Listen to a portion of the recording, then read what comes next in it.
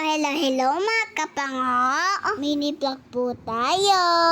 Pagkahatid po sa akin ni mama sa school, nagmain dito po siya ng manok. Ayaw po kasi yung uulamin namin mamayang kape. Inihaw na manok po.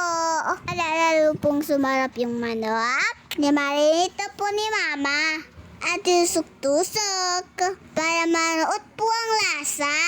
Don't worry mga kapango, malinis po ang kamay ni mama.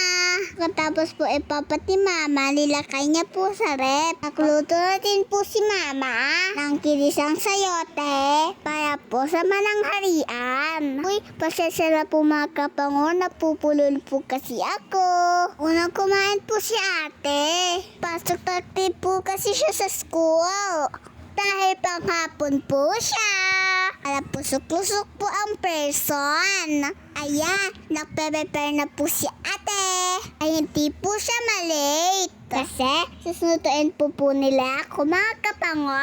Kasi po, uwian na po namin. Uy, ang ganda ni ate dyan Para po, panood niyo.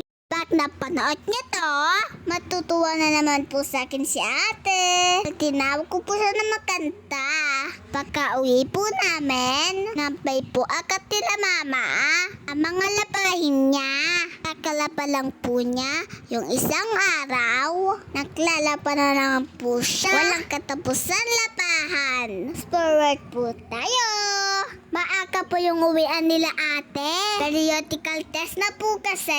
Sa taas po pala kami nag-ihaw ng manok. Nausok po kasi. Kain po tayo ng nasanas. Favorite na prutas po ni mama. Buti na lang po, makanta po ang panahon. Kaya chill-chill lang po kami, tuyan-tuyan lang. Si mama at papa po, kurato po, marami na naman puntika. Okay lang tao po yan. Silang dalawa lang at nagmamarites. Sa kanila lang tao po. Mama, papa, tama na yan, chika. Baka masunog na po ang manok. Charis! Huwag niyo po kami kalimutan i-follow at share. Salamat po sa panonood.